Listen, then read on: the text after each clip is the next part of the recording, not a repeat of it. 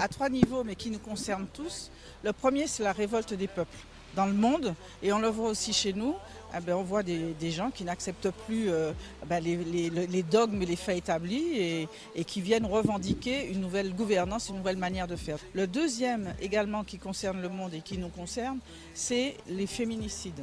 Le fait qu'on puisse dire de manière très claire par un organisme déterminant, enfin voilà, incontestable, qu'il y a un problème de rapport homme-femme, notamment en Guadeloupe et en Martinique, dans tous les champs de la vie, aussi bien professionnel, personnel que dans les familles. Et bien ça pour moi c'est on sort sous le tapis quelque chose qui a été caché. Et puis le troisième fait qui concerne davantage l'économie qui est ma partie, c'est le bouleversement, la révolution qui touche la grande distribution. On a l'impression, pareil, que des positions dominantes sont fermes, alors qu'en fait, elles sont menacées par les nouvelles technologies, la capacité qu'a les clients de reprendre la main et d'acheter où ils veulent et hors des circuits qu'on a construits et qui leur piquent de l'argent dans leur porte-monnaie.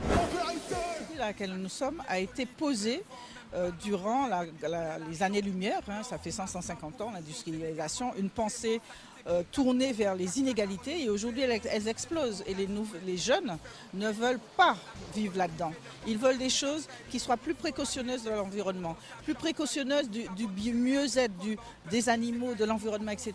Et ça c'est très très fort.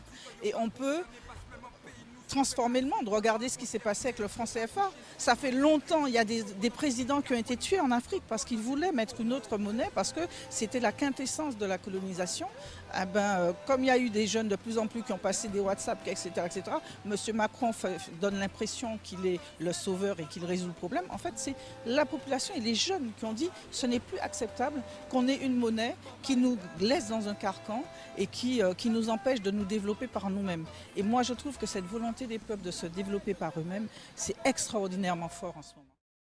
En fait, je n'en formule qu'un. D'ailleurs, nous l'avons mis en 4e de couverture de notre numéro, qui nous avons titré La réussite n'est pas liée au hasard, c'est une question d'attitude. Et je crois que si l'attitude de chacun revient dans le plus haut de ce qu'ils sont, c'est-à-dire des êtres créateurs, des êtres qui ont confiance en eux et des êtres qui sont en capacité de porter un changement, je crois que les choses vont changer tout à fait tranquillement et de manière radicale.